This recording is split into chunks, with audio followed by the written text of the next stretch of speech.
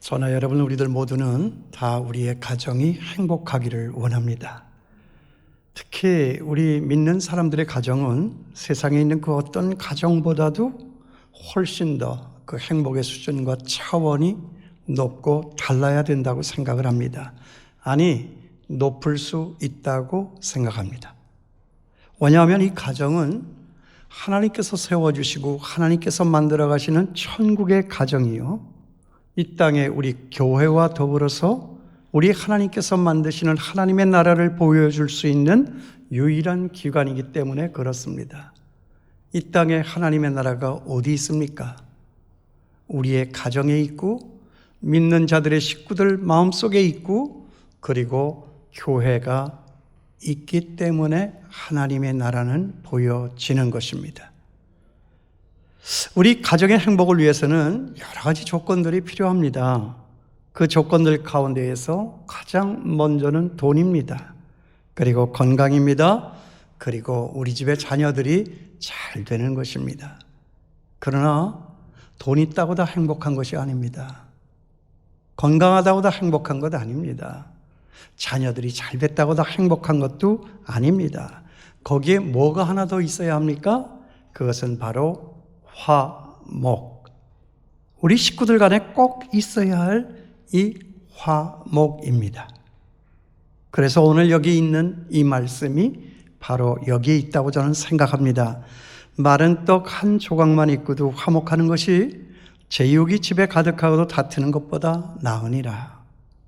여기서 마른 떡 한 조각은 가난한 집을 상징합니다. 그리고 제육이 가득한 것은 부유한 집을 나타냅니다. 그러므로 여기 있는 이 말씀은 상반된 우리들의 두 가정, 가난한 집과 부유한 집을 대조시켜 놓고 있습니다. 그렇지만 우리 가정의 행복을 위해서는 재산이 있어야 한다는 것이 우리 일반적인 통념입니다. 그러므로 우리 사람들의 행복의 여러 조건들 가운데에서 제일 먼저 꼽는 것은 물질입니다. 그러나 그런 일반적인 관념을 우리가 잘못되었다 그렇게 말하고 판단할 수는 없는 것입니다. 왜냐하면 가난하다고 또 그 가난이 우리 행복의 조건은 될 수가 없기 때문에 그렇습니다. 사실 가난만큼 저나 여러분 우리들에게 고통을 주는 것은 없습니다. 그렇기 때문에 우리의 가정이 행복하려고 하면 저는 그렇게 생각합니다. 가난한 것보다는 부유한 것이 좋다. 아무리 믿음이 좋아가지고 행복은 우리의 재물과 별 상관이 없다라고 말하는 사람이라도 가난한 것보다는 부한 쪽에 행복을 추구하는 데 있어서 훨씬 더 도움이 된다라고 하는 이 일반적인 진리를 우리는 부인해서는 안 됩니다. 그런데 참 아이러니하죠. 세상은 그런 것만 같지 않습니다. 재산 많은 가정치고 그리 화목한 가정 찾기가 참 힘이 들죠. 반면 가난하지만 서로가 도와가며 의지하며 아름답게 살아가는 가족들도 있습니다. 저는 왜 이런 현상이 일어나는지를 잘 모르겠어요. 그러나 아무튼 우리의 현실은 그렇습니다. 그런데 오늘 이 말씀은 그런 사실을 아예 기정사실화 시켜를 놓고 우리에게 뭔가 가르쳐 주려고 하는 그런 인상을 짙게 풍기고 있다 하는 것이죠. 마치 여기 솔로몬은 우리에게 다음과 같이 말하는 것 같습니다. 가난한 집에는 재산 대신 화목이 있고 부잣집에는 화목 대신에 돈이 있다. 이 둘 가운데 너는 어느 쪽을 택하겠느냐? 만약에 내가 행복을 원한다고 하면 돈은 없지만 화목한 가난한 집을 택해라. 이것이 지혜니라 라고 가르쳐주는 듯한 그런 인상을 우리에게 풍겨줍니다. 그러나 이 말씀을 여러분 그런 식으로만 일방적으로 해석해서는 안 됩니다. 이 말씀은 단지 그냥 그 진리 하나, 화목의 중요성을 가르쳐주기 위해서 이런 극단적인 비교법을 사용한 것뿐이지 부잣집은 나쁘고 가난한 집은 다 좋다 그런 이야기가 아닙니다. 그러니 부잣집은 화목하지 못하고 가난한 집은 화목하다라고 하는 그런 해석을 해서는 안 된다 하는 것입니다. 왜냐하면 그 가난 때문에 화목하지 못한 가정들도 우리 주변에는 너무나도 많기 때문에 그렇습니다. 그러니 여기서는 부자로 살면서 불화하는 것보다 차라리 가난하게 살며 화목한 게 더 낫지 않겠냐 하며 그런 비교 우위적인 교훈을 우리에게 주고 있는 것입니다. 그런 의미에서 오늘 이 말씀의 배후에는 아주 귀한 많은 진리가 담겨 있다. 저는 그런 생각을 합니다. 그 진리가 뭐냐? 대략 제가 세 가지로 묵상을 하고 유추해서 생각을 하고 정리를 해봤습니다. 첫째는 화목이라고 하는 것은 돈으로 절대 살 수가 없다. 둘째, 어떤 것을 희생할지라도 그 화목만큼은 너희가 꼭 확보를 해야 한다. 그리고 셋째, 화목이 없는 가정은 절대로 행복할 수가 없다 하는 것입니다. 다시 얘기할까요? 받아서 적으시는 분들이 많기 때문에 제가 다시 한번 말씀드리겠습니다. 첫째, 화목은 돈으로 살 수 없다. 둘째, 어떤 것을 희생하더라도 화목만큼은 꼭 확보해라. 그리고 셋째, 화목이 없는 가정은 절대로 행복할 수가 없다. 이거 뭐 여러분 다 아시는 것이고 아주 상식적이고 평범한 진리입니다. 그런데 이 세 가지 교훈 다음으로 우리가 살펴야 될 또 다른 문제 하나가 더 있습니다. 그것은 뭐냐? 우리 가족들끼리 뭐 부잣집이든 가난한 집이든 화목하지 못한 이유가 어디 있느냐? 저는 이것을 생각을 했습니다. 어떻게 하면 우리는 가족들끼리 화목해서 이 행복한 가정을 이룰 수가 있는가 하는 것입니다. 저는 그것을 먼저 대화라고 생각을 했습니다. 대화가 있는가? 식구들 간의 대화가 있는가? 대화라도 그냥 대화가 아니에요. 대화할 때 마음과 마음이 함께 나눠지고 마음과 마음이 함께 소통할 수 있는 그런 공감 어린 대화를 말하는 것입니다. 대화라고 하는 것은 대놓고 화를 내는 그런 말이 아니랍니다. 알으셨죠? 그죠? 대놓고 화를 내는 것이 대화가 아닙니다. 여기 공감 어린 대화라고 하는 것은 나와 지금 대화하고 있는 저 사람에게서 지금 느껴지는 그 고통을 내가 먼저 헤아려 보고 저 사람에게 있는 그 고통을 내가 먼저 나누어지려는 그런 자세로 다가가는 그런 헤아림과 나눔이 작동되는 대화입니다. 그러니까 우리 모두에게 있어서 말이죠. 이 공감 능력보다도 더 강력하고 경쟁력 있는 능력은 없습니다. 맞아, 내 말이 맞아. 그런 맞장구보다 우리의 마음을 더 신나게 하고 살아나게 하고 살맛나게 하는 말은 없다 하는 것입니다. 제가 어디서 들었는데 정치하는 사람들이 왜 자꾸 마약처럼 그 정치에 빠져 사는지 아세요? 거기에는 자기 지지자들만 있잖아요. 아직 대통령 지지도 안 하는데 대통령 아무 뭐 이렇게 하잖아요. 그리고 막 무슨 말을 하든 맞다 옳다 뭐 이렇게 이게 뭐 엔돌핀이 뭐 이게 장난이 아닌 거예요. 아니 집에 부인이 그렇게 맞장구를 쳐주겠습니까? 애들이 그렇게 맞장구를 쳐주겠습니까? 목사님인들 그렇게 맞장구를 쳐주겠습니까? 그러니까 저 사람의 그 마음속에 느껴지는 그 고통, 그 마음의 상태, 그것을 먼저 잘 헤아리고 거기에 내 생각을 맞춰서 그 고통을 함께 나눠지려고 하는 이런 자세, 이것이 정말 공감 능력이다. 제가 좋아하는 선배 목사님이 계셨어요. 지금은 은퇴를 했습니다. 저하고 교단은 다르지만은 참 수십 년 동안 아름답게 교제를 했습니다. 제가 형님이라고 부르죠. 지금은 제주도에 가 계십니다. 참 인격도 훌륭하시고 사랑도 많으시고 저보다 목회도 더 잘하시고 그러니까 배울 것이 많으니까 자꾸 제가 가까이 가기를 원했습니다. 사모님이요 아주 재주가 있으세요.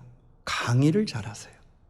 행복한 가정, 가정생활 세미나 뭐 여기 아주 강사입니다. 전국적으로 유명한 강사예요. 근데 어느 날 대구지방인가요? 뭐 잘 모르겠는데 어디에 가서 사모님들 한 몇백 명을 모아놓고 아마 이 가정 사역에 대해서 이렇게 강의를 했나 봐요. 이제 강의를 다 마치고 이렇게 내려오는데 어떤 사모님 한 분이 자기 앞에 서시더라는 거예요. 그러면서 자기를 이렇게 쳐다보더니 이렇게 얘기를 했대요. 사모님, 사모님은 한 번도 남자들에게서 프로포즈를 받아본 적 없죠. 미친 거 아니야? 그 얼마나 당황했겠어요, 그 얘기를 들으니까. 저는 그 사모님을 참 매력 있게 봐요. 근데 사람들은 그렇게 예쁘다고 생각하지는 않는다 하는 그런 사모님이세요. 근데 참 좋으세요. 근데 그걸 이제 속상하니까 그 앞에선 대응을 못하고 집에 가서 신랑한테, 목사님, 선배 목사님한테 얘기를 했나 봐요. 근데 선배 목사님이 이렇게 얘기를 하더래요. 이제는 그 사람하고 놀지 마. 그러더래요. 제가 여기 설교 시간이니까 이렇게 그 사람이라고 표현을 했지, 사실은 더 나이브해요. 이제는 그 X하고 놀지 마. 이렇게 얘기를 했다는 거예요. 근데 그게 자기한테 그렇게 위로가 되고 목사님이 고맙더라는 거예요. 거기까지는 좋았어요.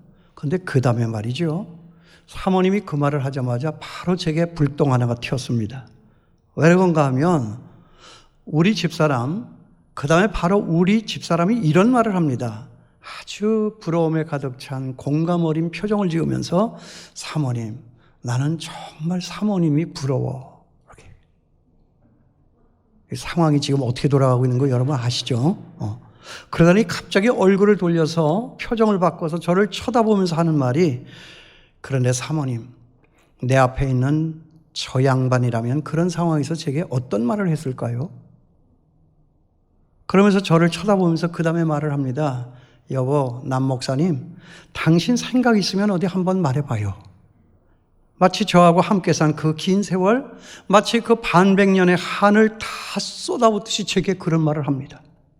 여러분, 그래도 결코 짧지 않은 세월, 400년, 반세기 동안 저하고 함께 산 여러분들의 느낌대로라면 그때 제가 그런 상황에서 뭐라고 말했을 것 같아요?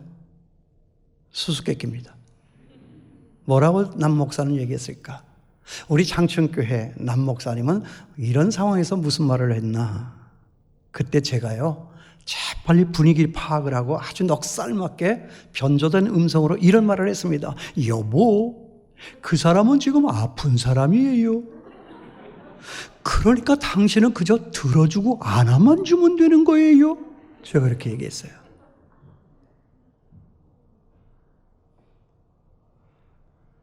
여러분, 공감입니까?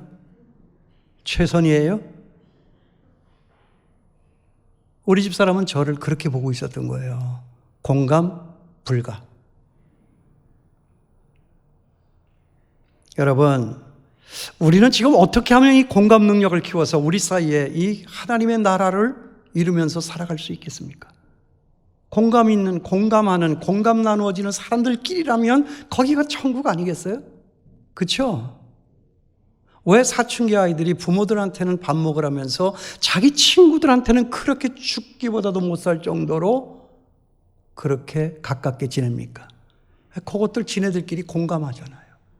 네. 공부 잘하는 애들은 공부 잘하는 애들끼리, 공부 못하는 애들은 공부 못하는 애들끼리, 말썽 부리는 애들은 말썽 부리는 애들끼리, 하여간 그 공감의 이 공감대가 이거 굉장히 강하잖아요. 그죠? 여러분, 어떻게 하면 우리 사이에 이 공감을 이루어서 너와 나 우리 사이에 하나님의 나라를 이루고 그 하나님의 나라를 우리 주변의 많은 사람들에게 보이면서 살아갈 수가 있을까요? 어떻게 해요? 그것은 바로 우리의 아픔을 알고 우리의 아픔을 대신해서 십자가를 지신 예수 그리스도다. 오늘 여기 이 말씀엔 예수 그리스도가 없어요. 근데 이건 하나님의 말씀입니다. 하나님의 마음이에요. 여기에 뭐가 있겠나 저는 찾은 거예요. 이것은 바로 예수 그리스도의 얘기다. 예수의 마음을 품어라.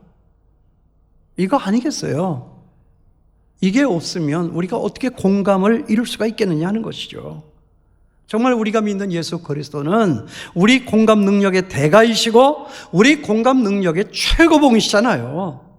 그래서 우리 앞에 평화는, 그리고 이 화목은, 그리고 이 하나님의 나라는 우리 앞에 온 것이 아니냐 하는 것입니다. 하나님, 우리 예수님이 우리를 정죄했나요? 너 왜 그렇게 하니? 그건 아니지. 그랬을까요? 그래. 네가 그러니까 내가 너를 대신해서 죽어준다. 나는 네 편이야. 나는 끝까지 네 편이거든.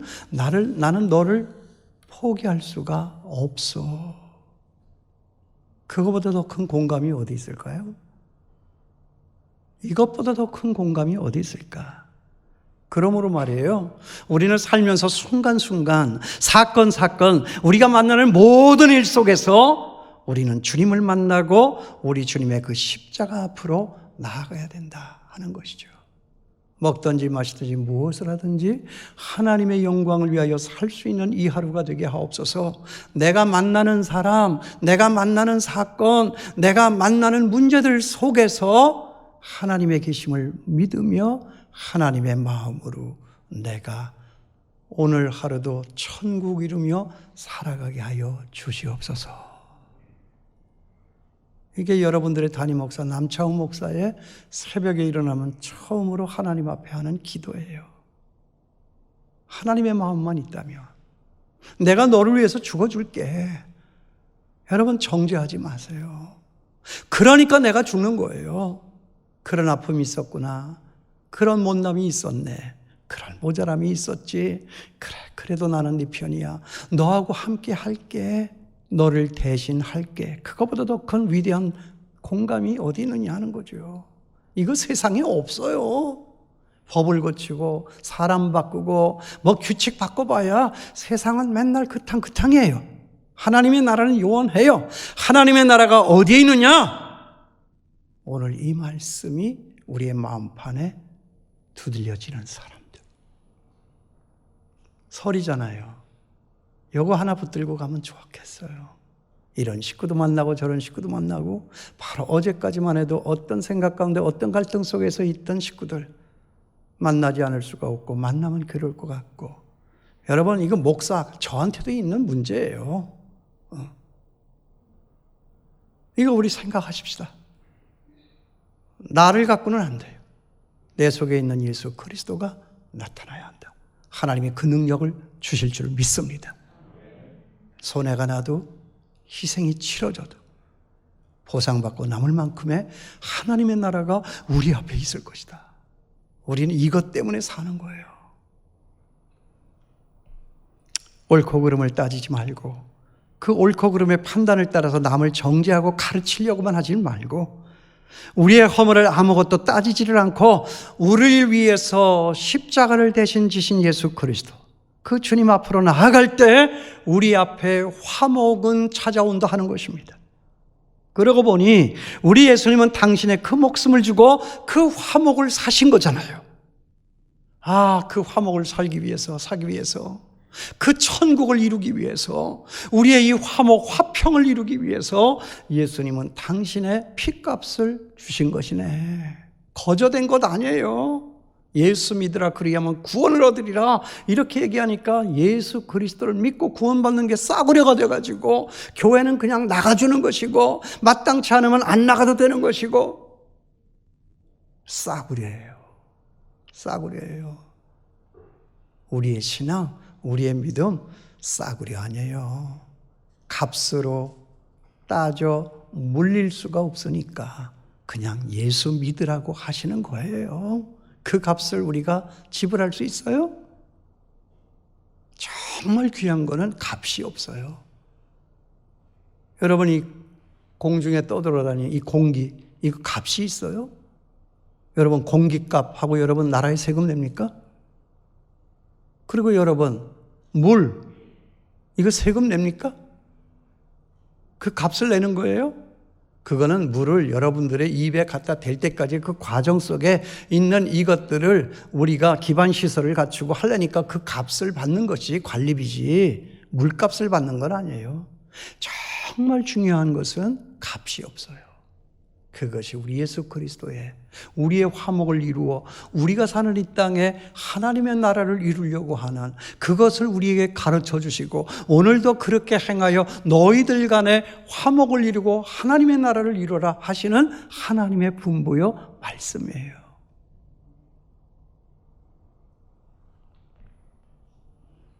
여러분 우리도 예수님을 따라 이 화목을 사시겠습니까? 그건 우리 화목을 위해서 그간에 우리가 무엇을 희생하고 무엇을 손해보고 무엇을 양보했는가? 내게 있는 물질, 내게 있는 이 자존심, 그래도 내가 나니까 마땅히 주장할 수 있는 그런 권리, 정말 무엇을 희생하고 무엇을 손해보고 무엇을 양보를 했는가? 한번 살펴보고 우리가 설 나갔으면 좋겠습니다. 용서하고 들어주세요.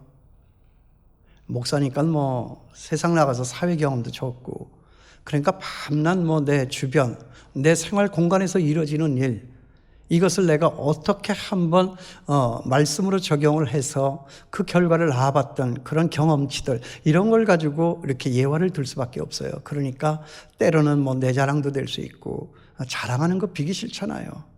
비기 싫어도 할 수 없어요. 여기 오셨으니까 그냥 들어야 돼요. 용서하고 들으세요. 우리 어머니한테는 아들이 셋이 있었어요. 그 중에 제일 빼어난 아들 남창우. 왜 떨부세요? 세 아들이 있는데 내가 생각해도 내가 제일 나아. 솔직히 말해서. 우리 엄마도 그거 인정했어요. 엄마의 자랑이었어요. 언제나 엄마는 골목에 나가면 사람들 앞에 우리 아들이라고, 얘가 나하고 같이 살기로 했다고,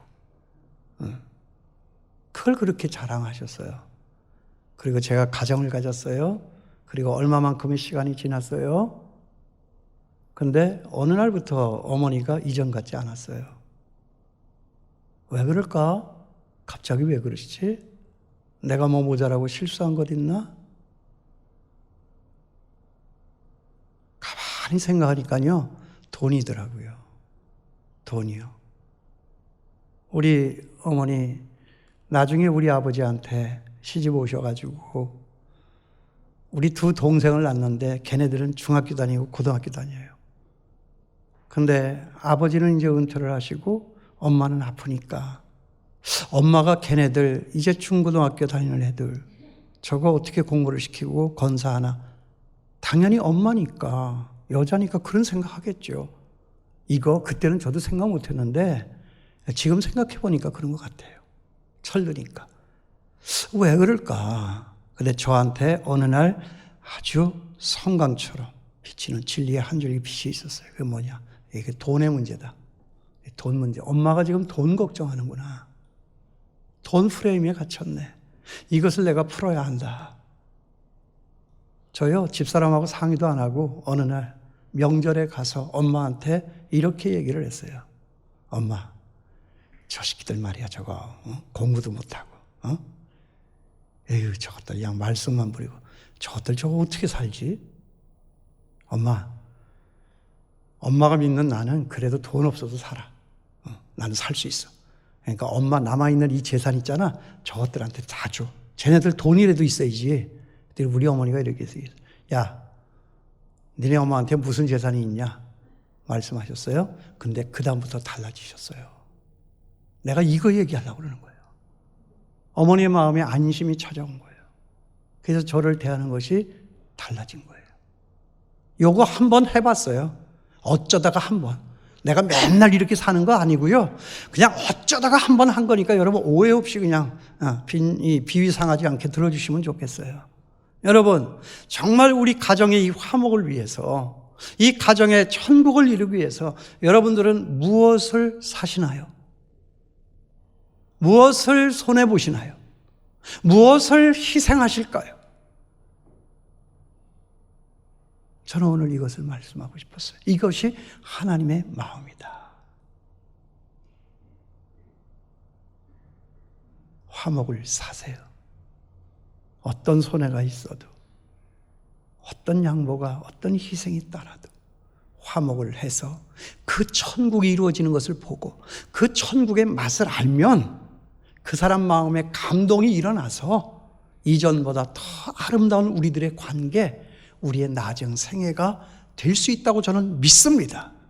이것이 예수 믿는 것입니다. 기도하겠습니다.